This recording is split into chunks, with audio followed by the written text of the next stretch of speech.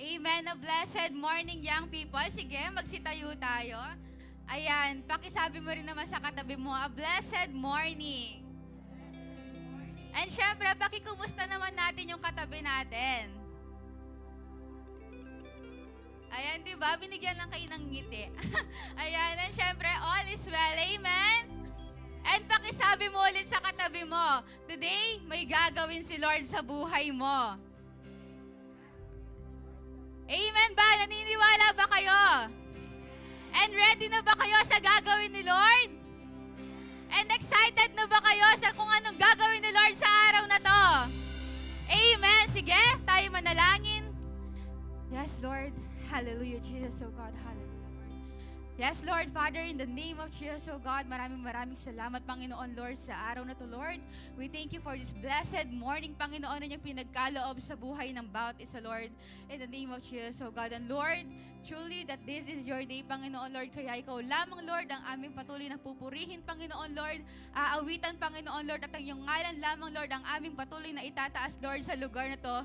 In the name of Jesus, oh God. And Lord, maraming salamat, Panginoon, Lord, sa iyong presensya, Panginoon, Lord. Dinideklarasyon namin na ikaw lamang ang patuloy nakikilos sa buhay ng bawat kabataan, Lord, na narito in the name of Jesus, oh God. Holy Spirit, ikaw ang patuloy na magturo, ikaw ang patuloy na mangusap, ikaw ang patuloy na mag-dwell, Lord, sa lugar na to, in the name of Jesus, oh God. And Lord, continue to saturate this place with your presence, Panginoon, in the name of Jesus, oh God. Thank you, Lord. And Lord, maraming salamat, Panginoon, Lord, sa aming youth series, oh God. Thank you for reminding us, Lord, that following you is not about the aesthetic, Panginoon, Lord, and comfort, but it is our full surrender sa iyo, Panginoon, Lord. Kaya today, Lord, we will surrender everything sa iyo in the name of Jesus, oh God. We will follow you and no turning back in the name of Jesus, oh God. And Lord, maraming salamat, Lord, sa buhay ng bawat kabataan na narito, Panginoon, Lord. Dinideklarasyon namin, Lord, yung revelations, Lord, na nagmumula sa iyo in the name of Jesus, oh God. And Lord, we know that you will do something great today, Panginoon, Lord, and we are so ready, Lord, and we are so excited, Lord, sa lahat pa ng gagawin mo. Ikaw ang patuloy, Lord, na mapurihan. Ikaw ang patuloy na mapasalamatan. Sa pangalan ni Jesus, amen and amen. Amen. Good morning, GTYZ. Are you ready to lift Jesus in this place? Are you ready? Amen. Today we're going to be singing a new song entitled Goodbye Yesterday by Elevation Rhythm. And truly, we all have a yesterday. Mistakes, old habits, but because of Jesus, our past doesn't get a final word. And this song is a declaration of who we were is not who we are anymore. Because in Christ, we are new creation. The old is gone and the new has come. Amen. Pakisabi sa katabi mo, let's say goodbye yesterday. Amen. Come on. Let's give Him the highest praise He deserves. Hallelujah. Come on. Let's clap our hands before God.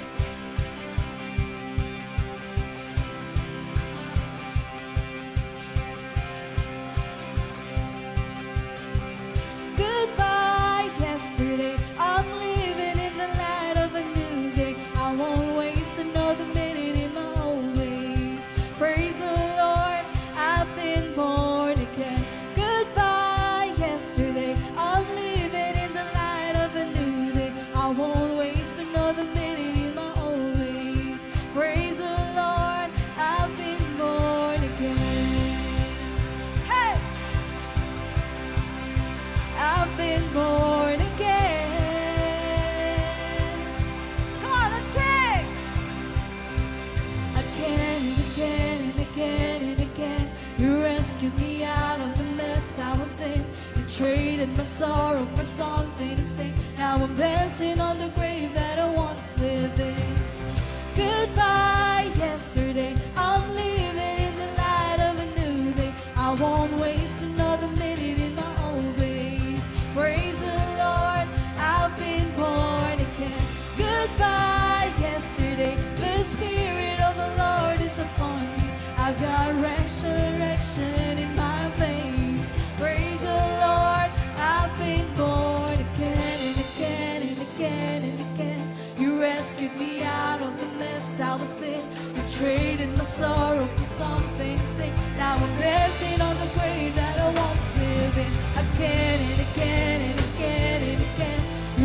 rescued me out of the mess I was in. You traded my sorrow for something to sing. Now I'm dancing on the grave that I once lived in. Hey! Come on and sing! I have decided to follow Jesus. The world behind, the cross before, and now I'll turn back. I have decided. Come on, loud voice. The world behind, the cross before, and now I'll turn back. I have decided to follow who? The world behind, the cross before, and now I'll turn back. I have decided to follow Jesus. The world behind, the cross before, and now I'll turn, and now I'll turn back. And now I'll turn back. The world behind, the cross before, and now I'll turn, and now I'll turn. Come on, say it. And now I'll turn back. The world behind, the cross before, and now I'll turn again and again and again and again. You rescued me out of the mess I was in. You traded my sorrow for something to sing. Now I'm dancing on the grave that I once lived in. Again and again and again and again. You rescued me out of the mess I was in. You traded my sorrow for something to sing. Now I'm dancing on the grave that I once lived in. Oh, praise the Lord, I've been born again. Praise the Lord, I've been born again. Hey! Now I'm dancing on the grave that I once lived in. Come on, let's dance for the Lord. Now I'm dancing on the grave that I once lived in. Hey! Now I'm dancing on the grave that I once lived in. Now I'm dancing on the grave that I once lived in. Dancing on the grave that I once lived in. Dancing on the grave that I once lived in. Dancing on the grave that I once lived in. Dancing on the grave, come on! Dancing on the grave that I once lived in. Dancing on the grave that I once lived in. Dancing on the grave that I once lived in. Praise the Lord, I've been born again. Hallelujah! Praise the Lord! Let the presence of God overflows like a river. Hallelujah! Whatever comes, whatever goes, there is one thing that I know, that you are faithful. Come on! You are faithful. So I speak out your word. It has the power to change my world. It's all my breakthrough. It's all my breakthrough. Come on and say, and I will trust you. I will trust you.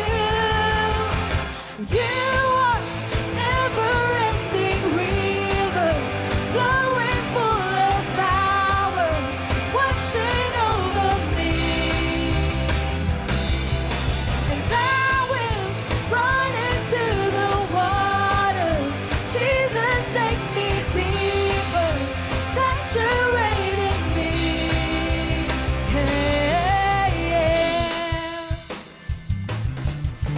So I speak out your word.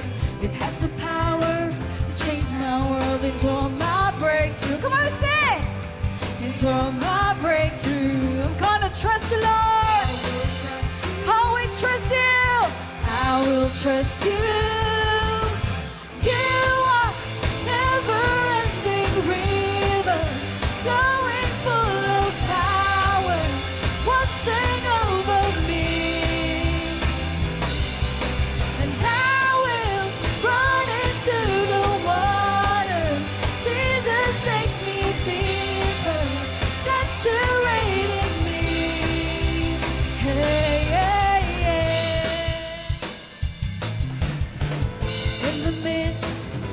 despair. You are God, and you are there. You're always with me. You're always with me. So I'm gonna trust you. Oh yes, Jesus. I will trust you. You are never-ending river, flowing full of power, washing over me. And I will run into the water. Jesus, take me deeper, saturating me. I don't care what it looks like, 'cause I'm diving in. Nothing will stop this passion, and I'm praising Him. I don't care what it looks like, 'cause I'm diving in. Nothing will stop this passion. Yeah, I'm praising Him. Come on, let's praise Him. Oh, we're praising Jesus.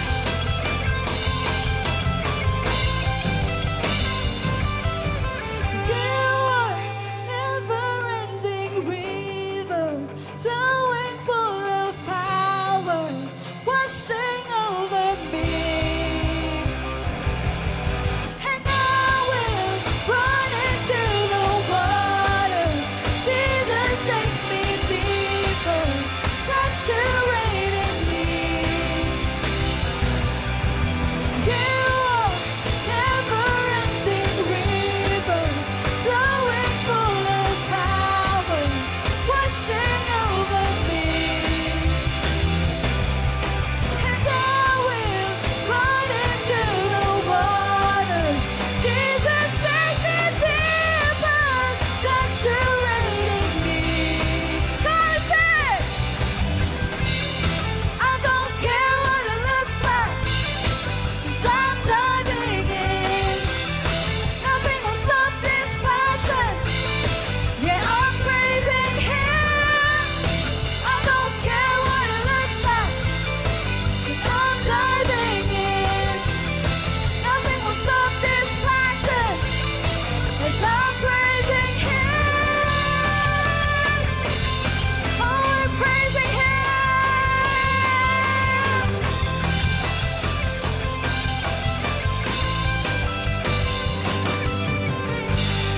Hallelujah. Let's praise Jesus.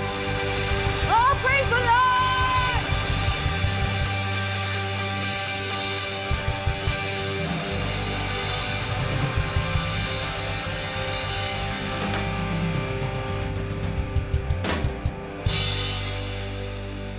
Oh, we praise you, Jesus.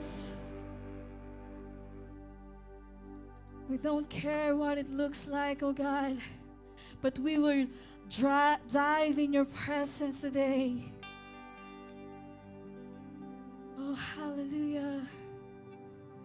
The presence of the King is in this place. The power of the King is here. Hallelujah. And as we worship Him today, God has a reminder who we are in His presence. God calls us chosen, forgiven, and free, and our identity is not found on what we've done, but what Jesus has done for us. And today, let's reflect this truth as we worship Him. Hallelujah. This is what God says who you are, young people. You are loved. You are accepted. Thank you, Jesus. We worship you. We honor you, God. Hallelujah. Thank you, Jesus.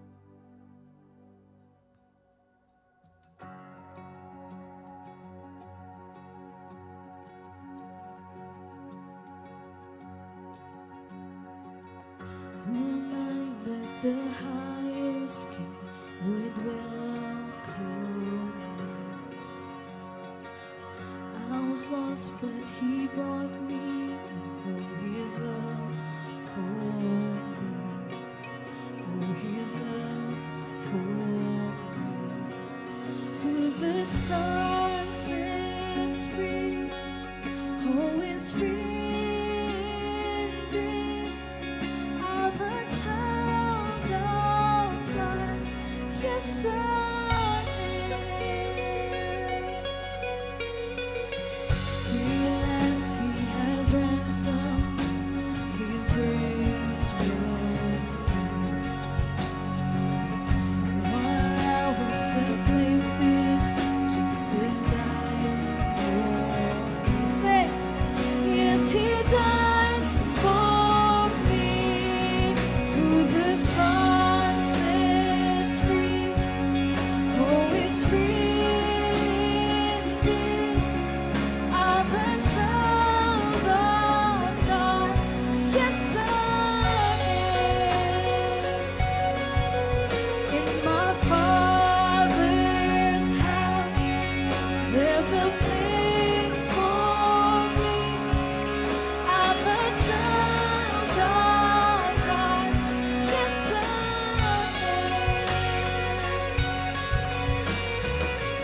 Freeless he has ransomed, his grace was due.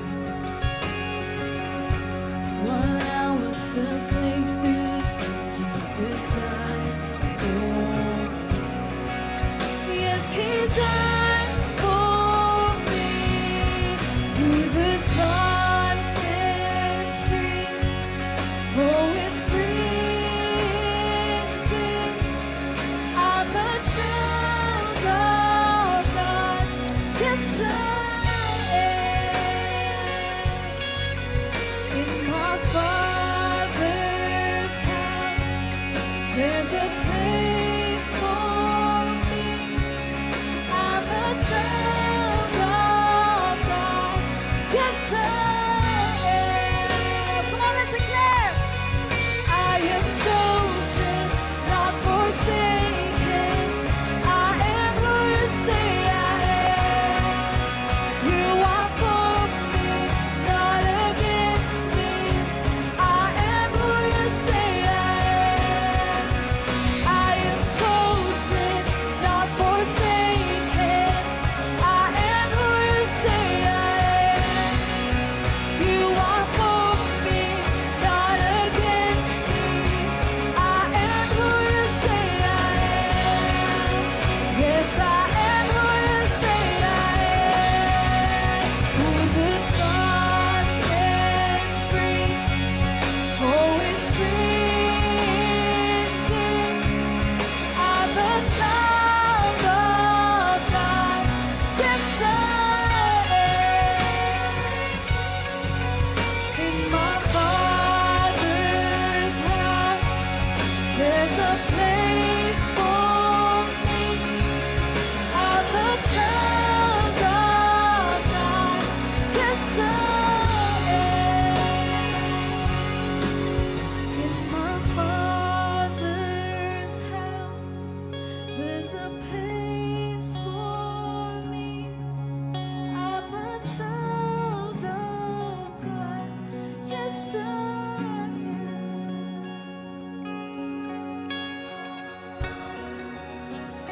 I am a child of God. Come on, let's declare in ourselves, we are chosen and not forsaken.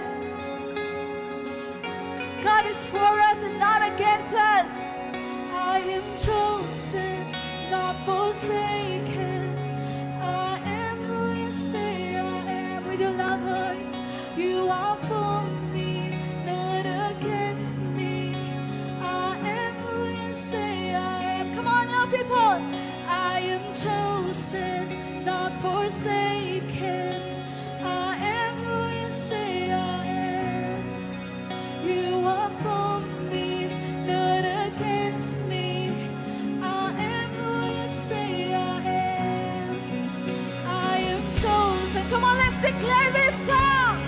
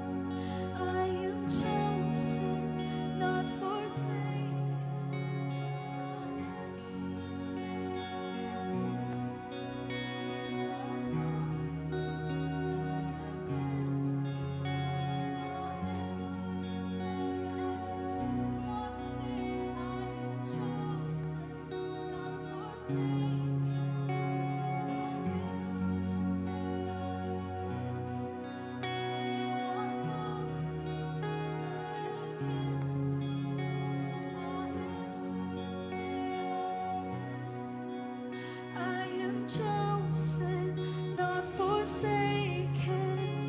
I am who you say I am. You are for me, not against me. I am who you say I am. Oh, I am who you say I am. Yes, I am who you say I am. Oh, we are who you say you are. Oh, we are chosen. We are accepted. We are forgiven. We are loved.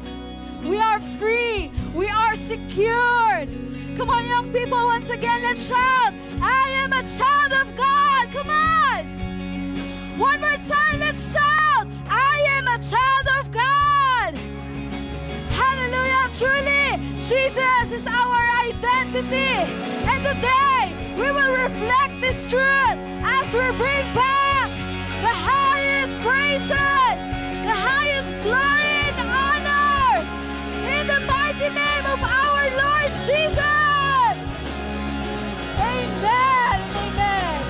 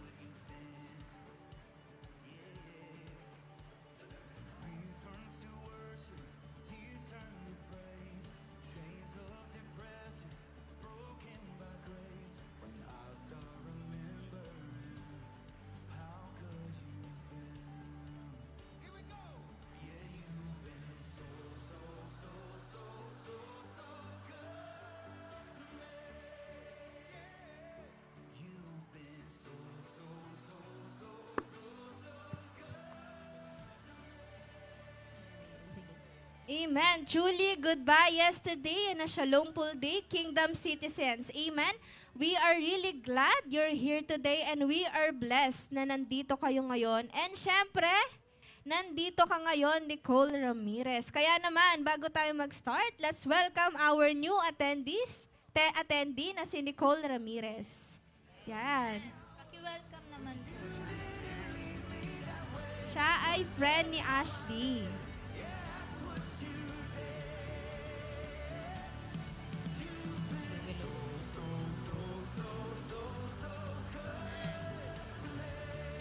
Ayan, we are blessed and we are glad that you are here. Yan, so, and we believe na nandito kayo for a reason. So, today is part of something special na prepare ni Lord para sa'yo. Kaya nga, di ba may pa-new song kanina sa worship at mukhang ganado naman ang bawat isa from the very start. Amen. Truly that goodbye yesterday, sabi nga sa kanta kanina, it's time to say goodbye sa ating past. Maybe yesterday brought pain, struggles, disappointment, but God never wastes our experiences. Amen? And ginagamit niya ang lahat ng yan for our growth and to prepare us for something better. So before we continue, does anyone here have a moment na gusto mo na lang i-shake it off? Oh, shake it off naman dyan.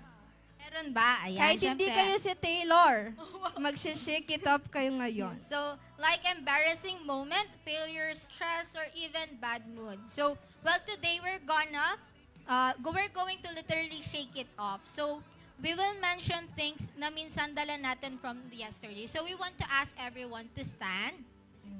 Tumayo. Mag-shake. Walang kakanta ng shake it off ngayon ah.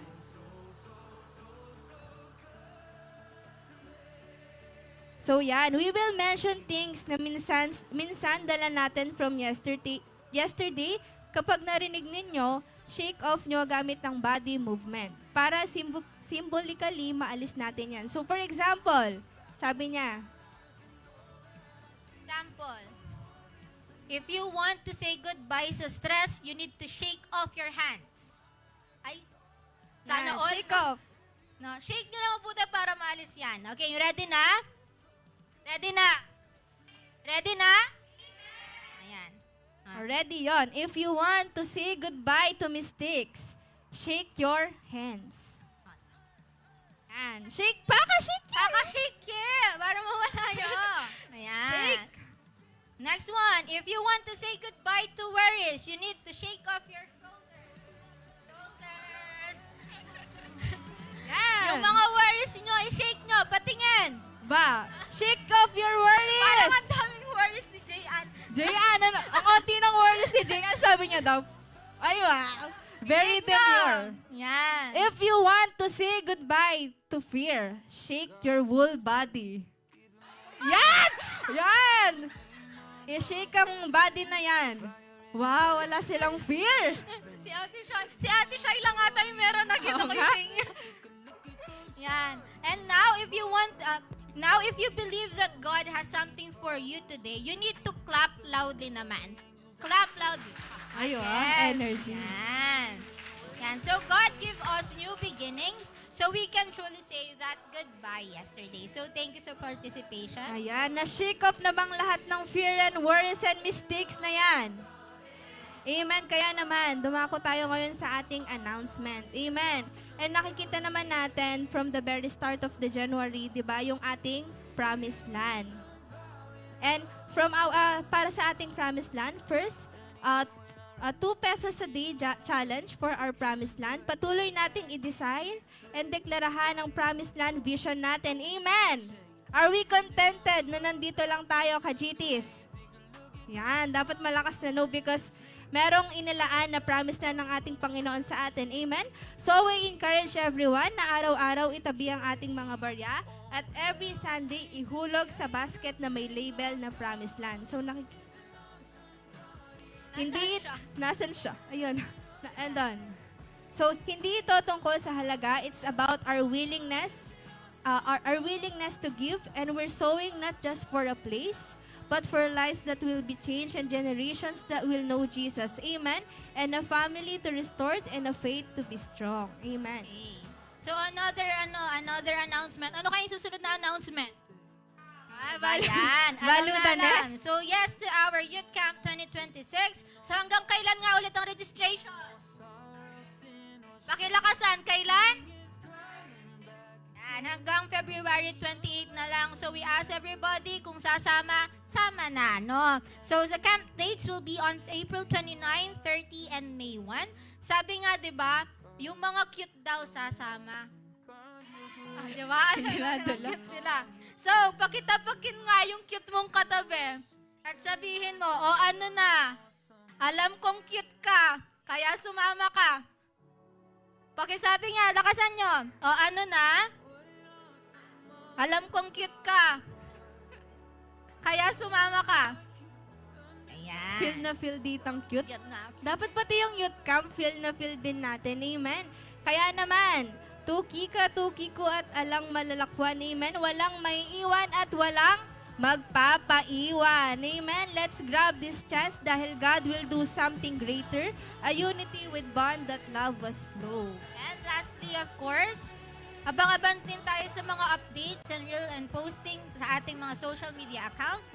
For our main is IPJM Arayat, and also for our youth page, Gloriously Transform Young Generation sa ating Facebook page, group, IG, at TikTok. So make sure to stay connected with us. Amen. Nakapag-follow and like na ba ang lahat?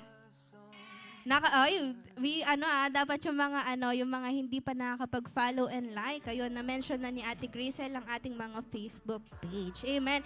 And alam namin na we are ready and excited for our Week 3 Youth Series, #No Turning Back. So following Jesus is a daily decision.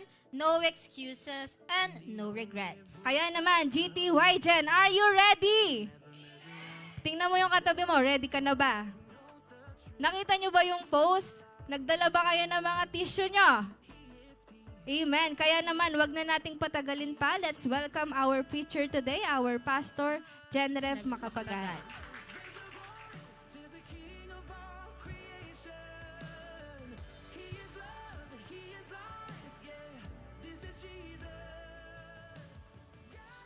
At hindi naman nung introduction na yun, para ako magsi-special number. Are you ready? Parang, ne, bala mag-intermission number ko, ne? Sige, everyone, let's all stand and let's all pray for our tithes and offering before we proceed with the Word of God. Hallelujah. Thank you. Thank you, Jesus, Abba Father. We give you thanks, O God. We give you glory, Lord. We honor you, God, in this act that we are about to do, what we are about to give, what we are about to return and be used for your kingdom. Lord, let this tithes and offering be used for the expansion of your territory, for the expansion of your kingdom. And let this be used again for the preaching of your gospel alone. Maraming salamat, Panginoon. We declare blessing upon blessing and favor upon favor among your people. We thank you and we love you. In Jesus' name we pray. Amen and amen.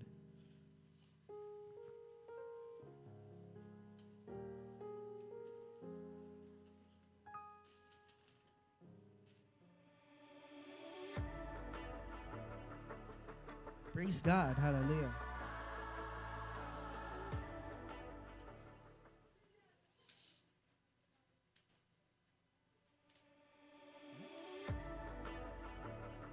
Amen. Sige, huwag na natin patagalin pa, no? Let's proceed with today's message for your youth series, No Turning Back. Amen. No, pakisabi sa tabi mo, no turning back. Alam nyo, lahat ng character sa Bible na nag-breakthrough at sumunod sa Panginoon, hindi kahit minsan di sila tumingin sa likod. Amen? All of those who had been called by God and experienced miraculous things and breakthrough in the Bible, all of them did not turn their back on God. Amen? So the title of the message today is The Procrastination Trap. Yaman na. Yan procrastination trap. Ano ba yung ibig sabihin ng procrastination bago tayo mag-continue? It means that we are, what? Procrastinate. Sa mga estudyante na mahilig mag-procrastinate, pag nagpo-procrastinate, ano ibig sabihin? We are postponing or we are delaying the things that we have to do. That's procrastination. So it means it is an action of delaying or postponing something. Amen. Pa-postpone ang bagay na dapat mong gawan. That's procrastination. Can you hear an amen? Yung gusto mong gawin yun, sige, mamaya na lang. Okay, bukas pa naman yun. Sige, mamaya ko na lang gagawin. Right? Kaya tendency, when the time comes, what do? You cram. No? Nakakatuwa nga lang minsan sa mga estudyante, sila din ang naggumagawa ng ikaka-depress nila. No, because of procrastination. Am I right? Kayo mismo din ang gumagawa ng ikaka-depress ninyo. No? Procrastination. So let's talk about procrastination trap. No? I would like you to open your Bible in Luke chapter 9, verse 59 to 60. But I would like to read from verse 57 hanggang 62. Let me read hanggang verse 57 to 62. Okay? Para maintindihan natin yung context. Okay? In verse 57, it says here that, and they were walking along the road. A man said to him, I will follow you wherever you go. Jesus replied, foxes have dens and birds have nests, but the Son of Man has no place to lay his head. Ito, verse 59. He said to another man, follow me. But he replied, Lord, first let me go and bury my father. Jesus said to him, let the dead bury their own dead, but you go and proclaim the kingdom of God. Still another said, I will follow you, Lord, but first, let me go back and say goodbye to my family.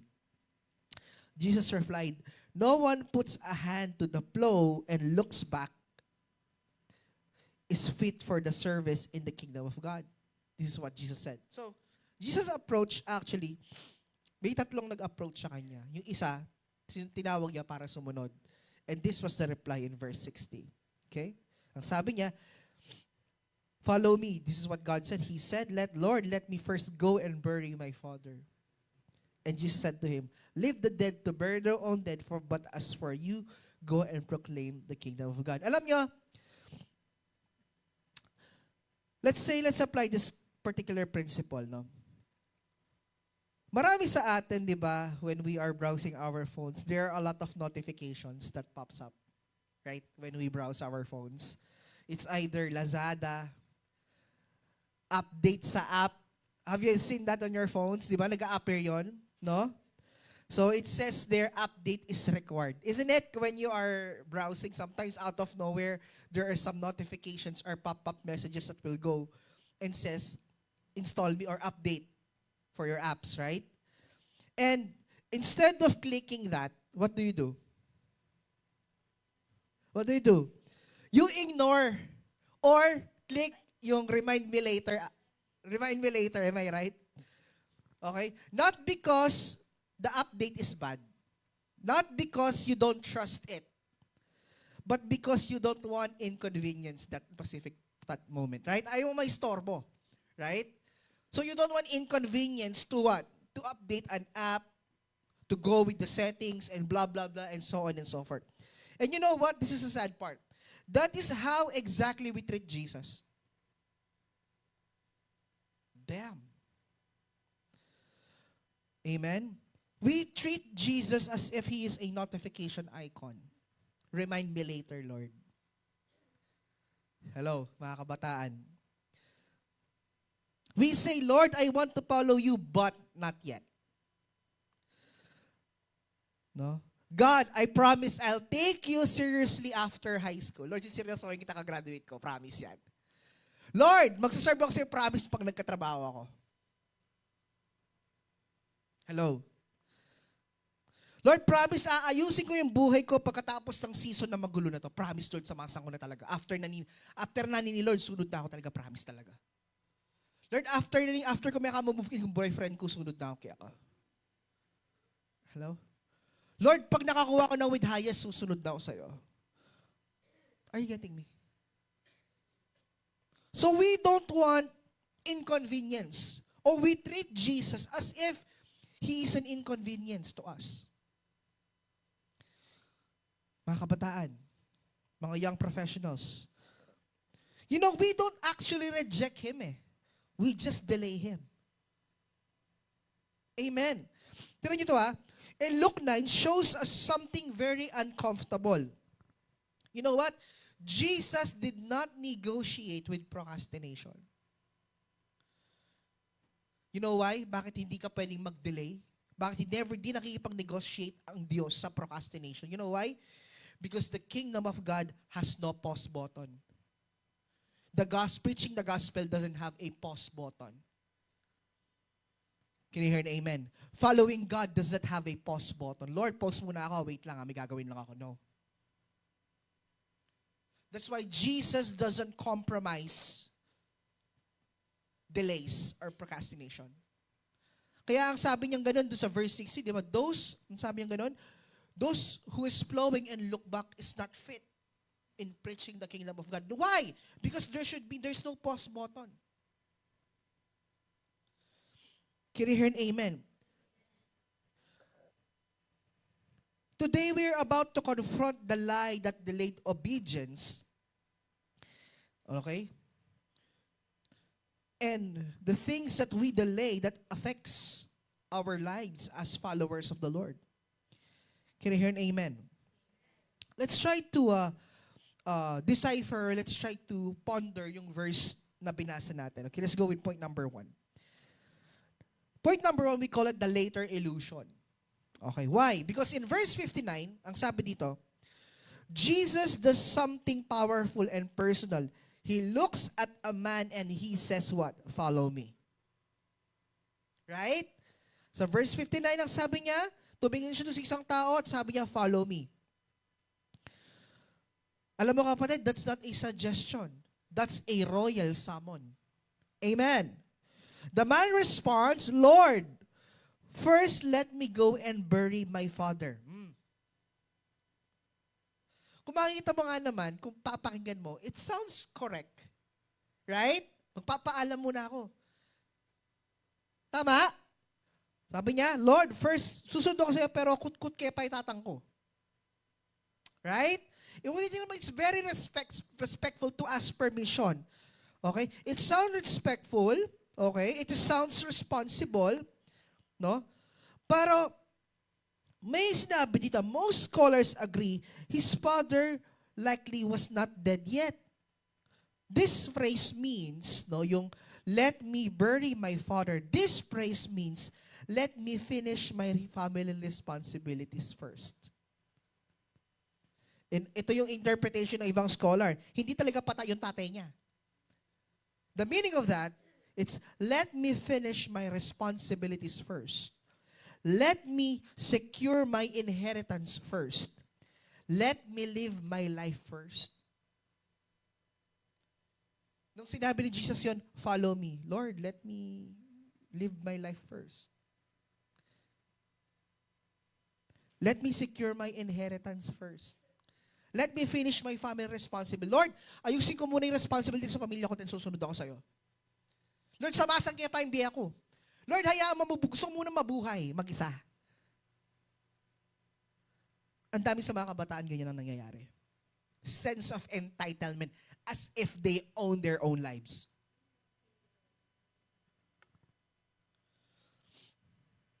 Ano kasi sabi natin? Following God doesn't have a pause button. When you had been called to follow God, it's up to you whether you will follow Him or not. It's just a yes or a no. Hindi pwedeng susunod ka pero may iba kang priority. Hindi pwedeng magsaserve ka sa Panginoon and yet may iba kang priority. I am not saying studying is no longer important. I am not saying your career is no longer important. But what we are trying to say here is that when you've been called to serve the Lord and follow God, there should be no procrastination. There should be no delay. In other words, Lord, I am interested in following you, but right now I am not available. Do we think serving the Lord is about availability? Because if we will look based on our availability, we are not available. Am I making sense? As a father, as a husband, as a professional, do you think if I will just base my service to the Lord based on my ability, do you think I can serve God? Because of the responsibilities that I do have, that I need to fulfill to my family, to my wife, to my daughter, and to my coming child, and to my school, which I am working from, do you think that will serve as an excuse para mag-serve sa Panginoon? Kung availability lang natin dito, ni isa dito, walang pwede. Because service is not about based on availability. Ang pagsunod sa Panginoon ay hindi nakabase kung available ka o hindi. Can I hear an amen? Can I hear an amen? Doon pa lang, panalo na tayo eh. Doon pa lang, okay na eh. Closing prayer na ako. Tama? Tama ba? Kaya nga ang sabi ni Jesus dito sa biblical principle, Proverbs 27 verse 1 says, do not boast about tomorrow, for do you not know what a day may bring? Amen? Huwag mo sasabihin, bata pa ako, di mo alam anong mangyayari bukas. Hindi mo alam kung gigising ka pa bukas eh. Can you hear an amen? We often treat Jesus like an update. We keep hitting remind me tomorrow. Because we are not ready for the changes it will make today. Pero winarning na tayo ng Proverbs 27 verse 1. Do not boast about tomorrow, for do you know what a day will bring? Alam niyo ba, ang procrastination, no, feels safe if it disguises itself as wisdom. But spiritually, procrastination is dangerous because it assumes time is guaranteed. Assume niya na akala mo may oras ka pa, pero ang totoo wala ka ng oras. Nagde-disguise siya na meron pang oras. Pero ang totoo, wala ng oras. Kaya ang sabi dyan, procrastination is the thief of spiritual life. The reason why we don't grow spiritually is because we procrastinate. Why is that there is a delay of your growth spiritually? Because you procrastinate. You delay Christ. You delay following the Lord. As much as you want to serve God, Lord, bata pa ako eh. Hello, David was young. Nakakaya naman kay David. Nakakaya naman kay Samuel, guys.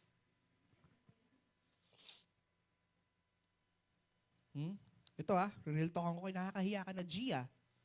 Nakakahiya ka na Jake. Nakakahiya ka na Tara. Hello? Will you say that they are young? Bata pa po kasi sila. Yes, that's the point. Pero habang bata pa sila, ginugroom na silang matrain na sumunod sa Diyos. Because those young kids are the next leaders of this church. Hello, mga kabataan. And you know what is the biggest downfall of a person who is procrastinating? When you decided to leave, it's very hard to come back. Hello? Pag umalis ka, napakahirap bumalik. Hindi ko sinasabing hindi pwedeng bumalik. Kasi may babalikan kayo eh. There's a guarantee. That's the guarantee. Tama? Umalis ka man, may babalikan ka. Pero the challenge part, it's not when you come here eh. It's the process of returning. Kasi pag bumalik ka dito, sa amin, as if parang walang nangyari. Pero yung process of returning, yung mental challenge, that's the hard part. Am I right?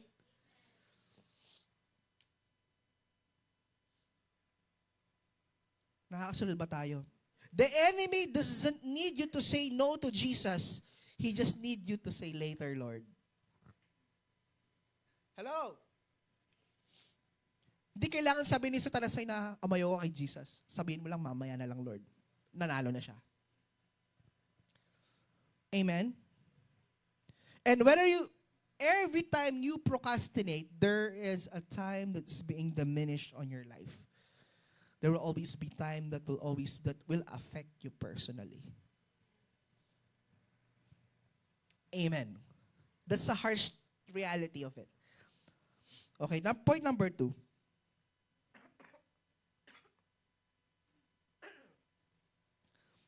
We call it the season of someday. Ayan, season of someday. Okay? Let's be honest, this hits especially hard, especially for you young people. The after mentality sounds like this. Ano yung after mentality? I'll get serious about God after I graduate. I'll stop this habit after this stressful season. I follow Jesus after I enjoy my youth. We treat our teenage years like a trial version of our life. You always want to explore things. And we promise God we'll buy the full version later. Mga kabataan, yung after mentality, promise, siseryosohin ko na kagraduate ko. Lord, siseryosohin na kita kagraduate ko. Lord, susunod ako sa iyo pagkatapos ng season na to, promise. Lord, tuknang ko nang mag-vape, kaya rin nanining stressful season na ini.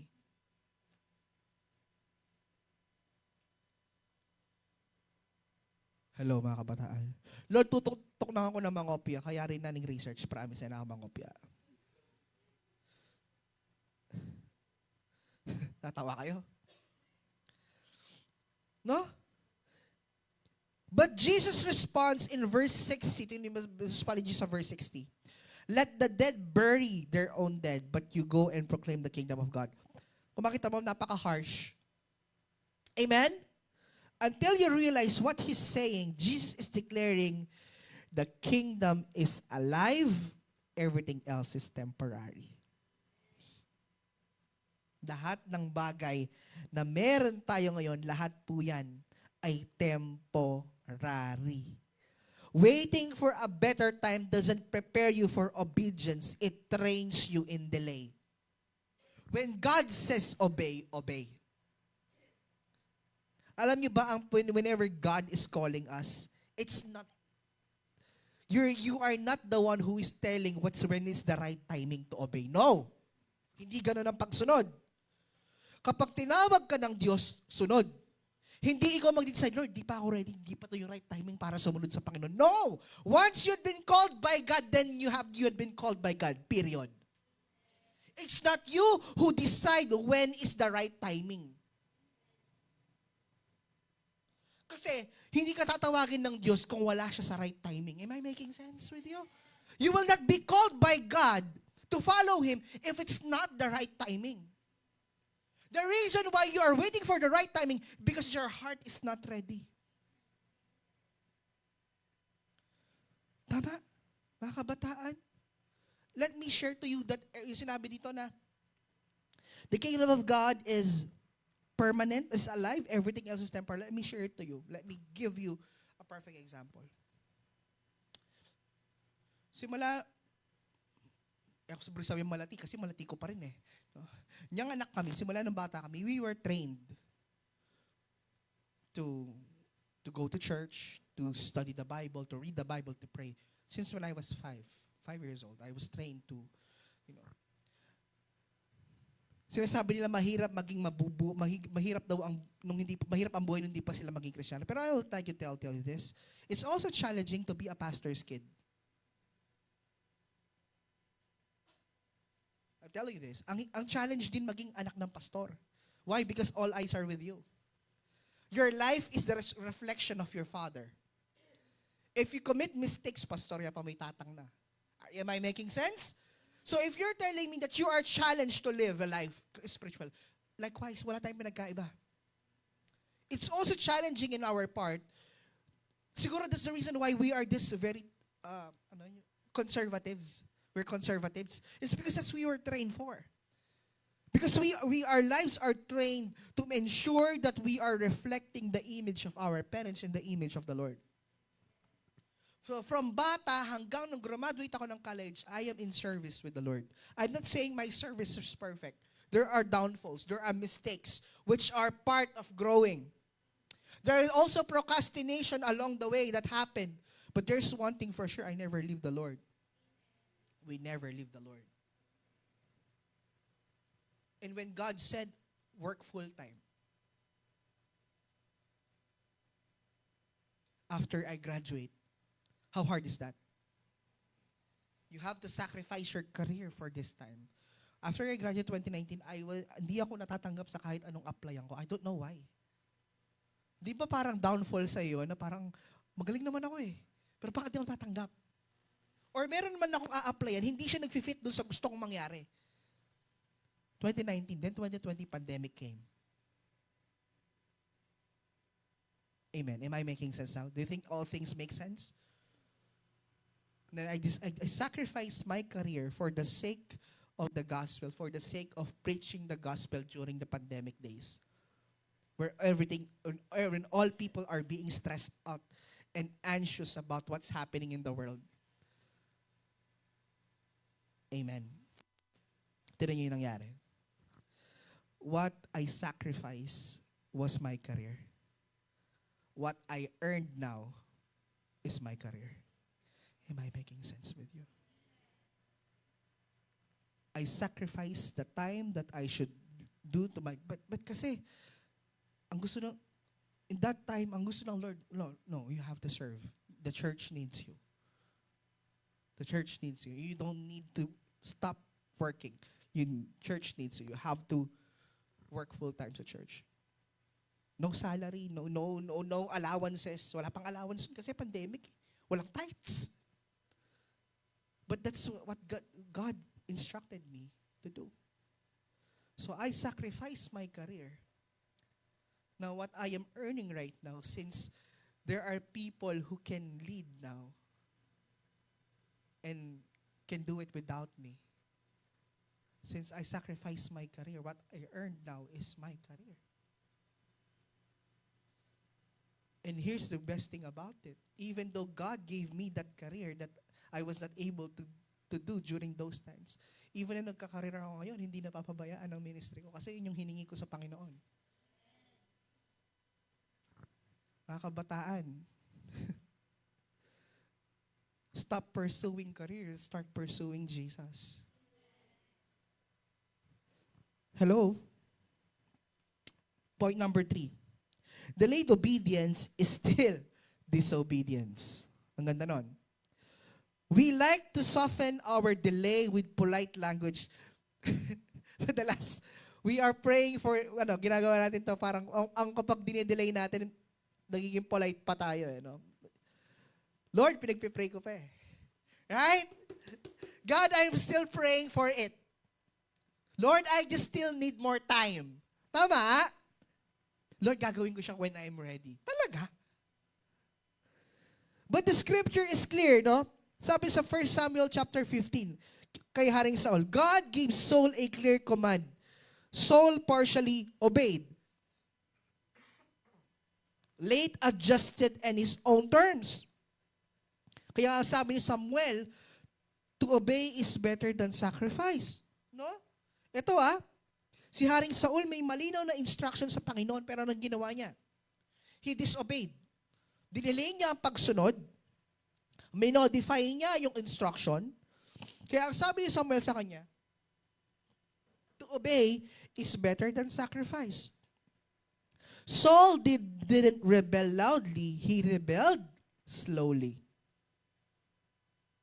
Kaya nga sabi ni Jesus dito, this is a reality check na kailangan natin gawin. If God tells you to apologize today, forgive today. Walk away today. And you wait until next month. You didn't obey later, but you disobeyed now. Because delayed obedience is disobedience pa din. Pinapagawa ngayon, dinelay mo, nag-disobey ka pa din. Pinapagawa ng nanay mo, ngayon ginawa mo ng 1 p.m., you still disobey. Amen. And whether you like it or not, obedience has a time stamp. Obedience has an expiration date. If it's not immediate, it's not truly submission to the king. Alam nyo ba?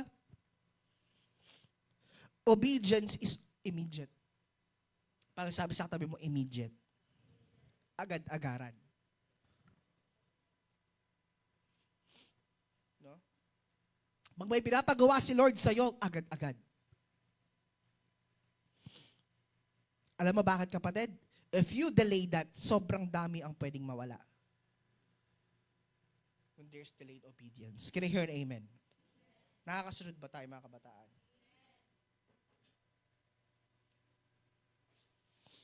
No? We oftenly do this. Lord, later na lang. Lord, sabi ni Lord, patawaran mo na yung later. Mababusik ko pa, Lord, kaya bring nga akit. Pero ang turo ng anong turo ni Bishop sa atin? Pag nagpatawad ngayon, right then, hanggat masakit siya, patawaran mo may patawaran itang pipota-pota me. Kapatid, baka batain yung mamaya, patawaran, pagkana mo, Lord, mabubusik ko pa kaya, manggigil ko. Kiburi nga kakit. Agaganak ka kung anong gewa na kapat siya kakit ke. Alam mo, kapag nararamdaman mo, that's the time that you have to forgive. If you are forgiving him and simply apologizing as well. When you're being asked by God to apologize, marinig ako, Lord. Wow! No? Ikaw na yung nagkamali, ikaw pa yung nahihiya. And you know, the real understanding of apologizing doesn't need you to explain. Just admit your mistakes. You don't need to explain. Tama? When you manyad kong tawad. Pero ika kasi manggigil ko kaya gawin ko ito Hindi ganun Hindi ganun lang nag-apologize. Di ba? Tingnan pagkaiba ni David tsaka ni Haring Saul. Nung nahuli si Haring Saul na yung nag-disobey, nag-explain pa siya Di ba?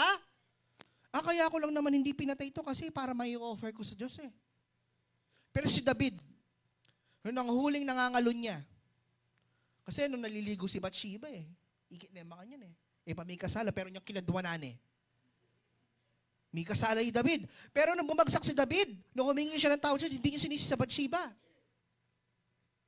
Hello? Inako niya yung pagkakamali niya, sinisi ng babae.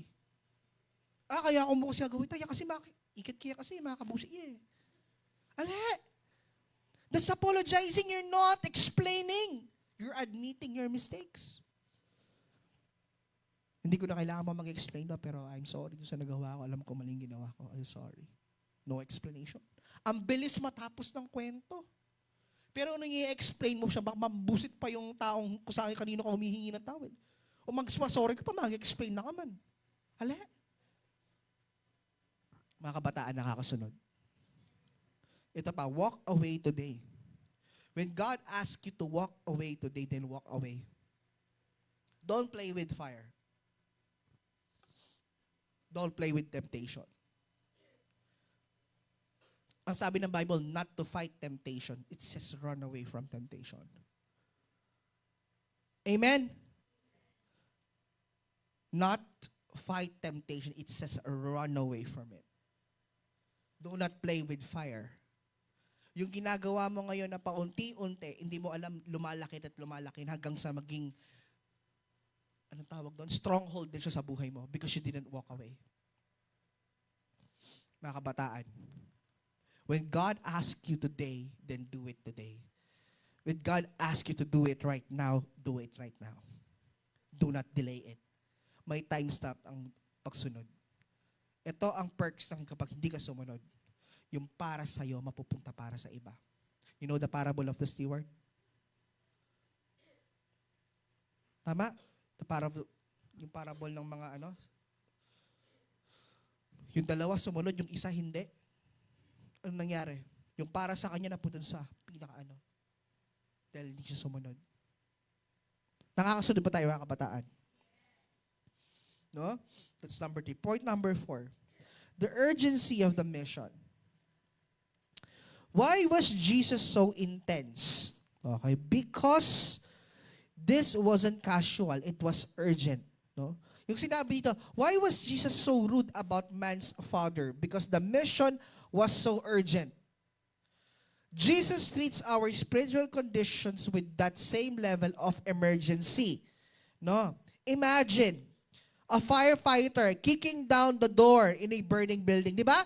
Yung mga firemen, kapag papasok yan sa mga building, gaganunin nila kasi mission, urgent, emergency.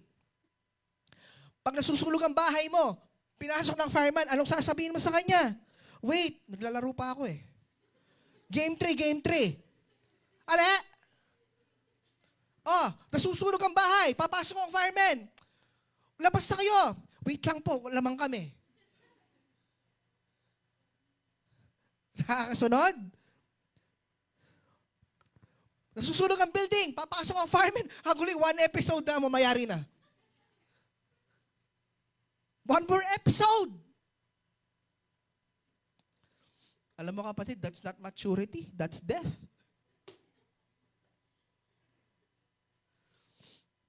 Alam niyo mga kabataan, there's urgency in the mission. Why? Because Jesus sees the world the same way in an urgent mission. He sees the world broken, lost, at the same time burning spiritually. Tama? So there's an urgent mission na binigay ang Diyos sa atin. No? He sees the world spiritually on fire, broken, hurting, and lost. And He sees us standing in the middle of it. That's why when He says, follow me, He's not scheduling a meeting, but rather, He's launching a rescue mission. Amen.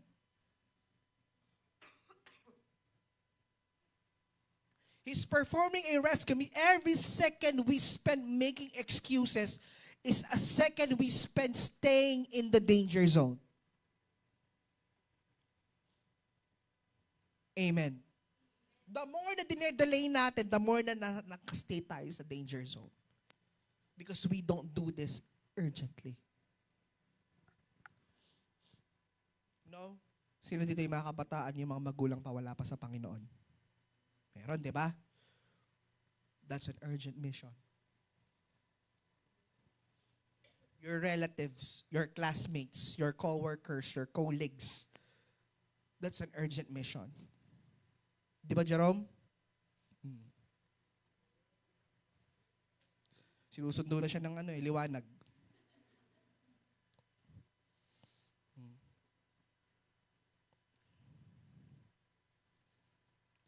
Mga kabataan,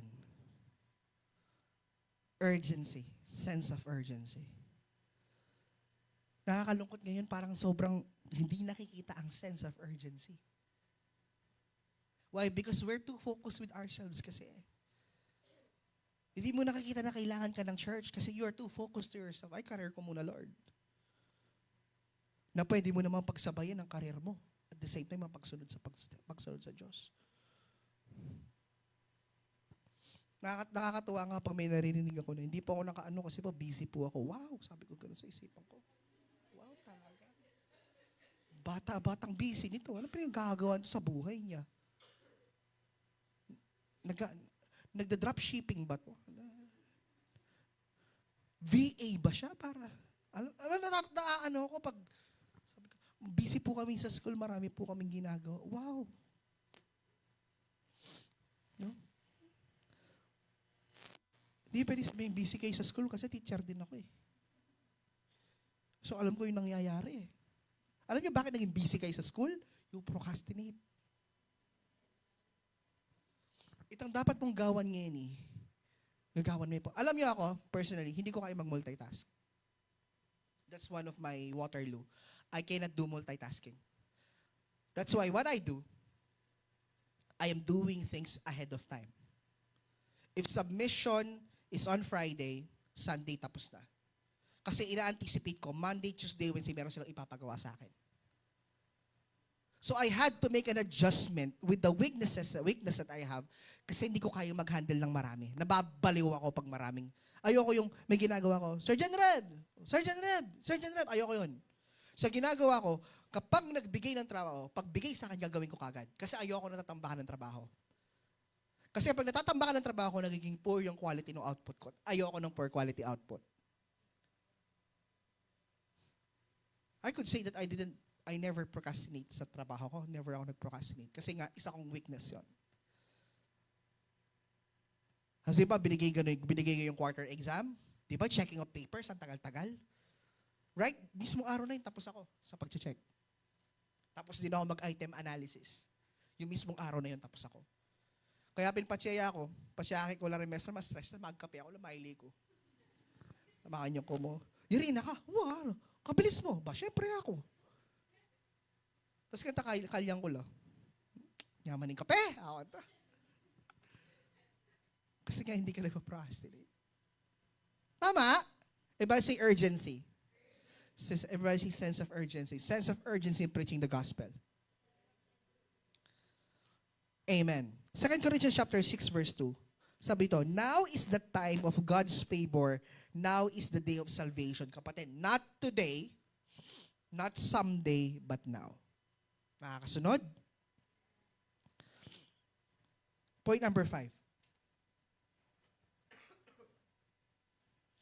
Main quest versus side quest. Alam ko na topic to, no? Isa sa mga preaching niyo eh. Yung side quest. Narinig ko yan nung isa sa mga word na narinig ko from the previous messages. We often confuse priorities. Tama? Nako-confuse tayo kung ano yung main quest natin at ano ang side quest natin. Ano ba yung mga side quest? Number 1, grades. Number 2, no? Sports. Ito may magbola. Itang alas 2 panapon, magbola la. Yeah. Relationships. Dating. At the same time, career goals. Mga kabataan, these are not evil. There's nothing wrong about this. But I would like you to understand that these are things that are temporary.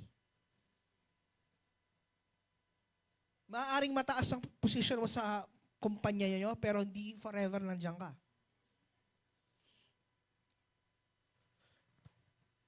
Maaaring ang tataas ng mga grades mo,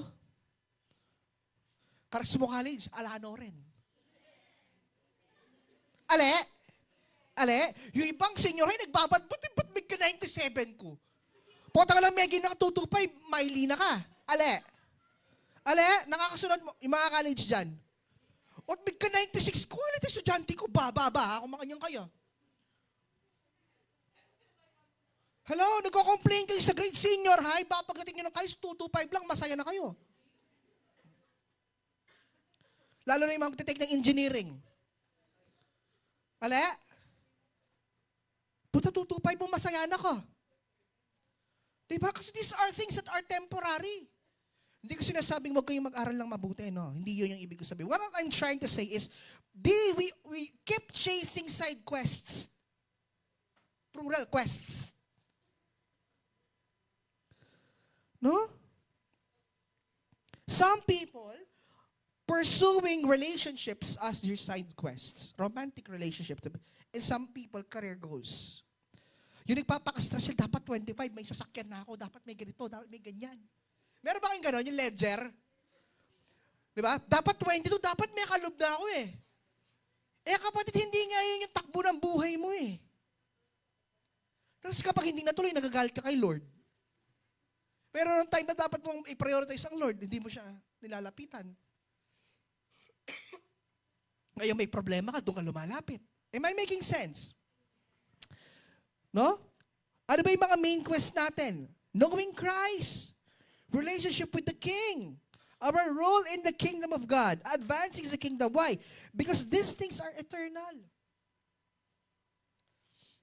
The man in Luke chapter 9 tried to make a side quest more important than the main quest. Tama? Let me bury my father first. Buri na side quest pa before the main quest. Kaya nga ito yung sinasabi dito. When a good thing becomes an excuse to disobey, it becomes an idol. If your grades becomes your excuse to disobey, you are idolizing your grades.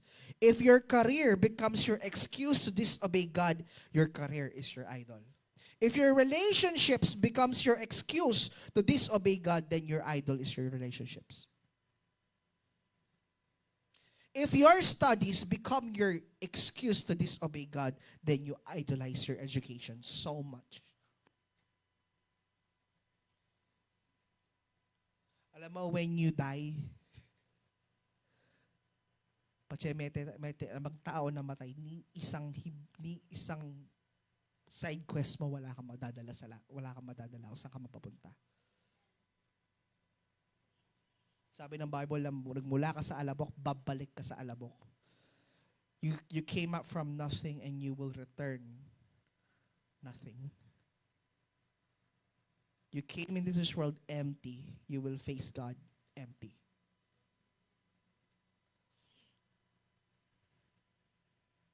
Amen. Nakakasunod ba mga kabataan? Point number 6, the first problem. I'd like to highlight this one.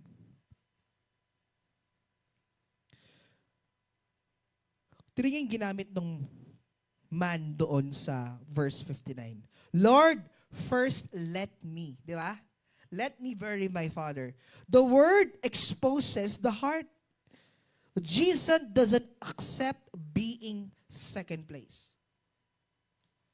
Lord, I want to obey you, but first, let me. The first priority problem. Tama?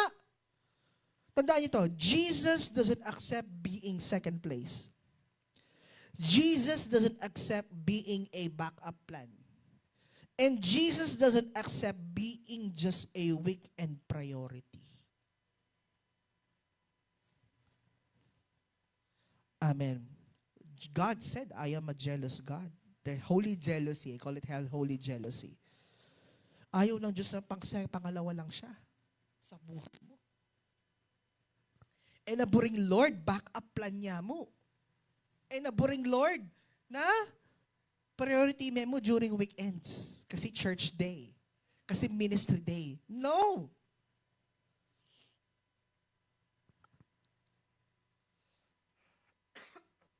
The man in the story used the word first. He said, Lord, first let me. This is a subtle trap of the good choice. He wasn't choosing something evil. He was just choosing something else first. And sabi daw, we have to audit our own lives. Is Jesus the king of your life, or he is just a consultant you call after you've handled your own business? Lord, second place siya mo kimbiyam.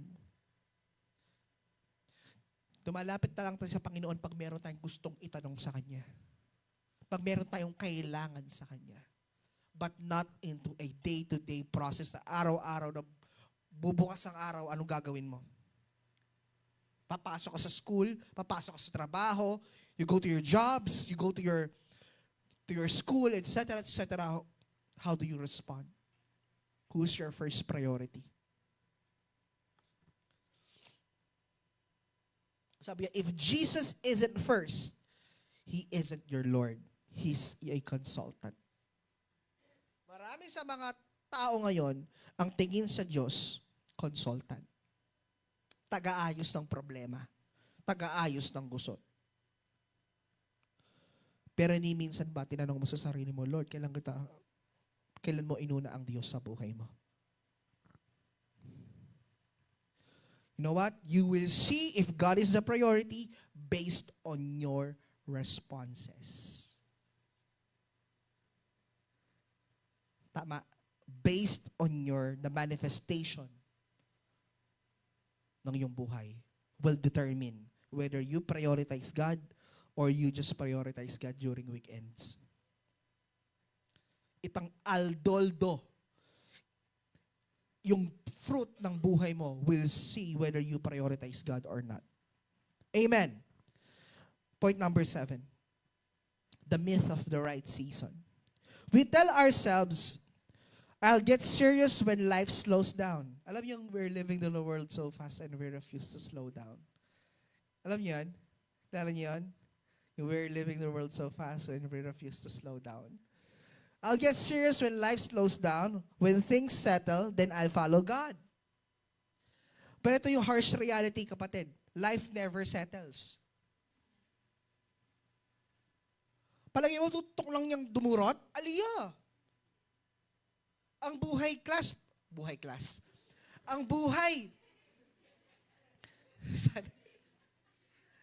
ang buhay fast-paced. Mabilis. Minsan nga nalulungkot ako pag nakita ko yung anak ko eh. Parang kailan lang karga-karga mo eh. Yan yung mga kabusit na eh. Dati nagkukutan ka na sa kanya. Cute ka ngayon, napipiko ka sa kanya. Di ba life? Ang bilis. Dati karga-karga mo lang, iiwan mo lang, papadidiin mo lang. Ngayon, babantayin mo, kailangan kong lulundag ka din. Kasi life never settles. No? Faith is not a switch. It's a muscle. If you don't practice now, if you don't practice obedience now, you won't suddenly become obedient later. Hindi ka pwedeng maging obedient ngayon na hindi ka sumusunod.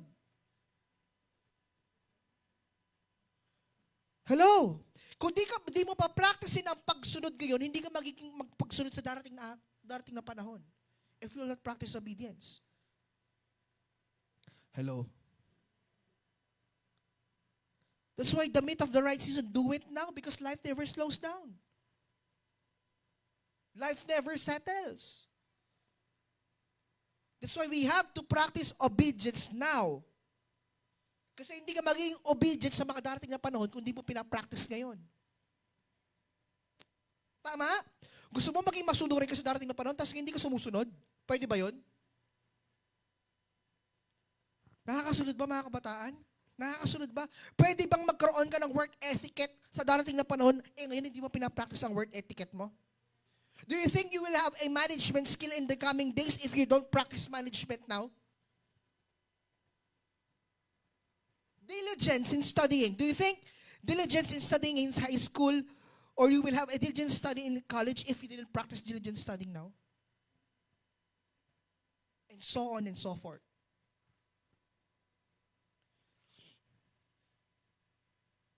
Kaya may pwedeng sabihin na pipota-pota mo yung pamagsunod. Pakisabi sa katabi mo, may pipota-pota.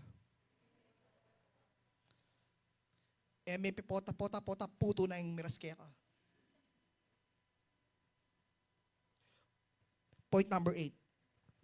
The expiration date of opportunity. It's not expiration, it's expiration. The expiration date of opportunity. Sabi ito, have you ever felt a clear internal nudge to reach out to someone, offer a prayer, or be generous, but you are hesitated? By the time you decided to act, the window had closed already. Yan yung nakakalungkot. Yung opportunity habang nandyan pa, hindi mo ginagrab. Nung kailang gusto mo na, bam!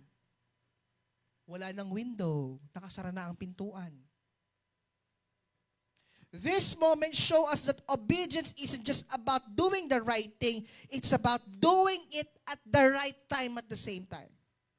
Every delay is a missed encounter with what God wanted to do through you. Have you ever felt to pray for someone, speak up, give, reach out, and then you hesitated?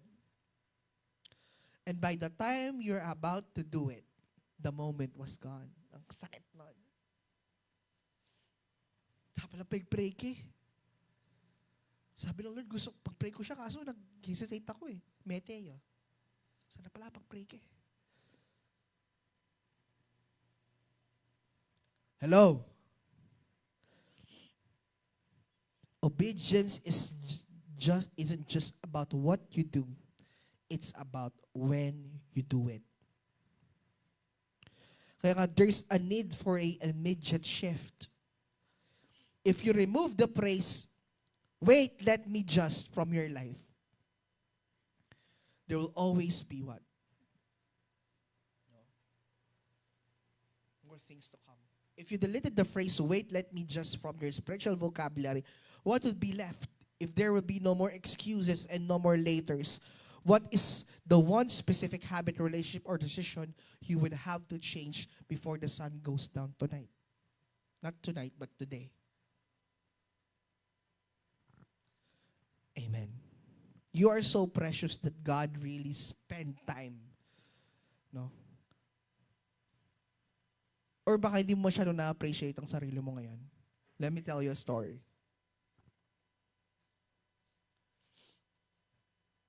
You know, the reason also why some people procrastinate, because they didn't appreciate what do they have right now. Right?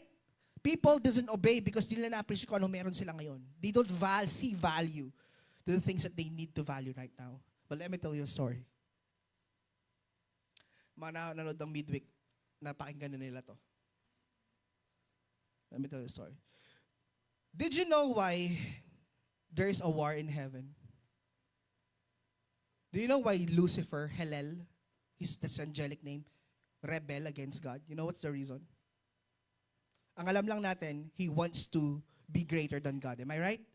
But there's also one thing. He's jealous. He's jealous to mankind. You know why? Isn't it Lucifer was created as the most beautiful angel, but he was not created in the image and likeness of God. He was jealous about what God is about to do to mankind. Number one, God is about to create man based on his own image and likeness. He gave authority to man, and God gave authority, God gave a territory to mankind, which is earth. And then Satan or Lucifer realizes that I am the most beautiful angel, and yet God didn't create me in his image. He didn't give me dominion. He didn't give me a territory. And that's why he attacked. That's why there's a war in heaven. And then, when man was created, Lucifer fell down, he became Satan. No? Anong ginawa niya? He was not after the life of Adam and Eve. He was after the dominion that was given to mankind. Isn't it? He attacked mankind. He attacked Adam and Eve. Not directly, but he wants that authority that was given unto them. Tama? So man fell, and Satan became the ruler of the world. Earth became his realm. Okay, because of that dominion that was lost. But here's the deal.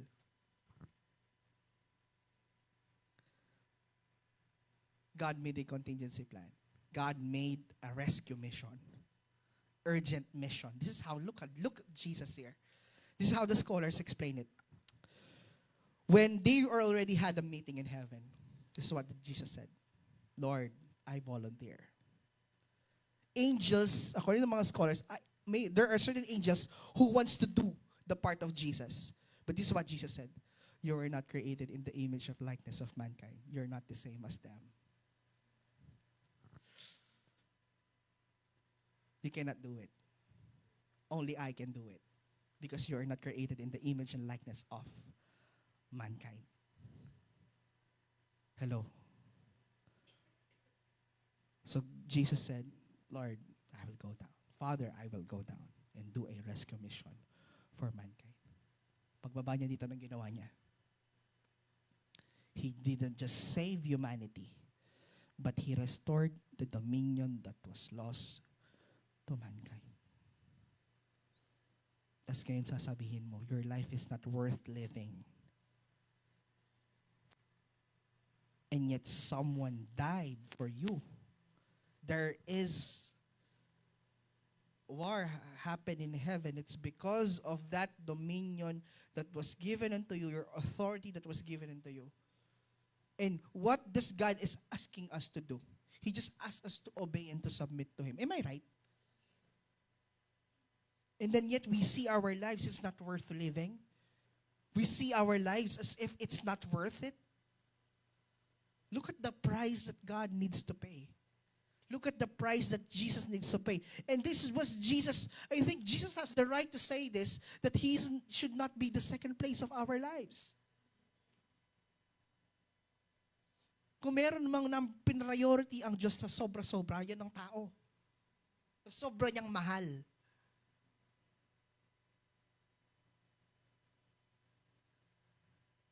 Kaya ang sabi ng Bible, why is that? What does man have that you valued so much? Sa Book of Psalms. Ano bang meron sa tao? Bakit ganun mo siya binavalue? You know what is the Bible all about? What's the meat? What's the gist of the story of the Bible? The general message of the Bible? It's about God's love to His people. Amen. Tayo ang, when just imagining it, no? Tayo ang priority ng Diyos. Amen? Not angels, but us. Tayo yung priority ng Diyos. His people. And sad to say, some of us, God is not our priority. Why? Because we procrastinate. We delay obedience. We delay submission. Kaya ang ganda ng message niya, yung series, no turning back. Don't be the person who is always planning to follow Jesus but never actually does. The perfect time is a myth. It's a myth. Following God, perfect time, it's a myth. Ano ibig sabihin ng myth? Mythological. There will always be another exam, another distraction, another excuse. What if Jesus was just about to pass by here? Lalapit si Jesus ngayon. Sasabihin niya sa'yo, follow me. What will you say?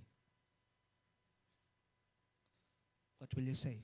Not later, not someday, now. There's no turning back and there's no waiting. No? There is no turning back and there is no waiting. Amen. Sige everybody, tumayo tayong lahat.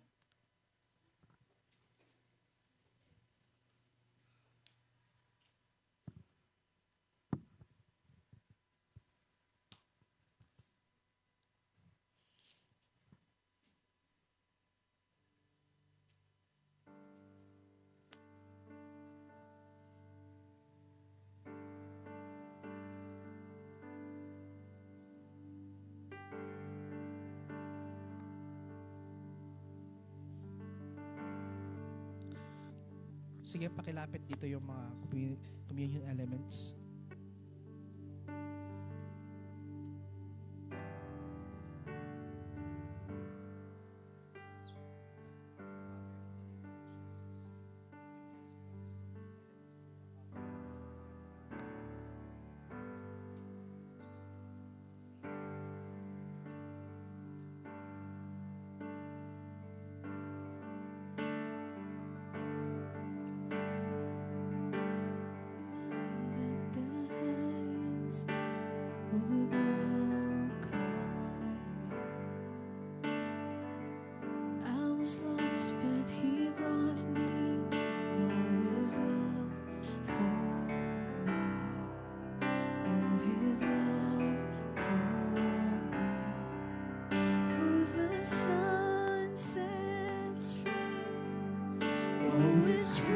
Look at that song.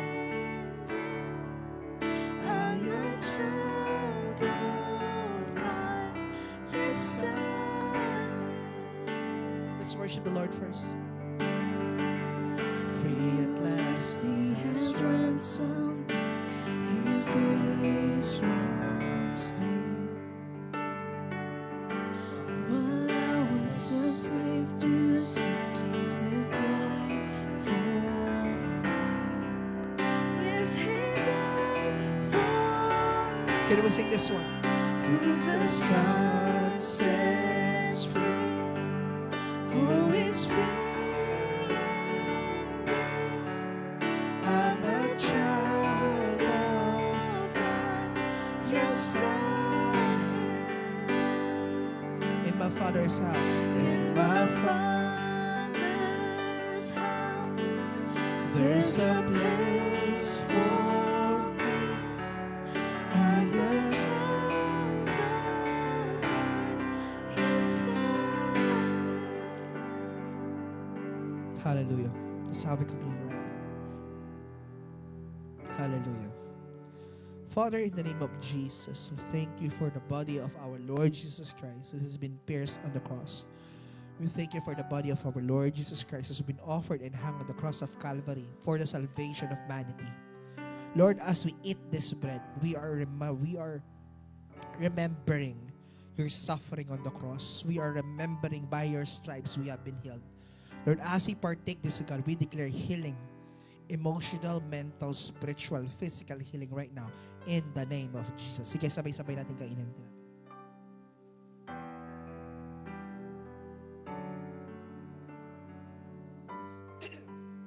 Let us all pray. Hallelujah. Father, in the name of Jesus, we thank you for this cup of wine. Lord, that serves an offering to the cross. We are remembering, O God, your blood that was shed on the cross of Calvary for the ransom of sin. For us to be righteous, holy, and accepted in your sight. For us to be justified and redeemed through the cross, through your blood that was shed on the cross. Maraming salamat. And Lord, as we partake this, O God, no weapon shall form against us will prosper. And every tongue that rises against us, O God, they are condemned, Lord God. As we partake this, like the blood that was applied in the doorpost of every Israelite, O God, every curse, every situations, every circumstance will just pass over to us in the name of Jesus. Maraming salamat. Sige, sabay-sabay natin ginawa.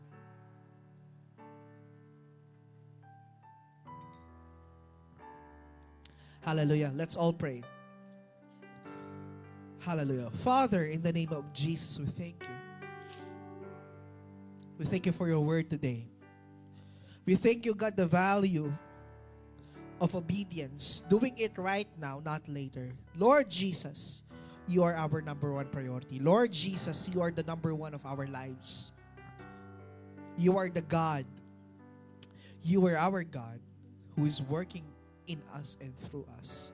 And we know, oh God, apart from you, we can do nothing. Holy Spirit, continue to guide us and lead us. Holy Spirit, allow us to experience your power every single day, for us to all be able to, God, to do the right decisions every single day. Lord, sa oras ito, Panginoon, pinapriority ka namin. Sa oras ito, Panginoon, we are stop making excuses.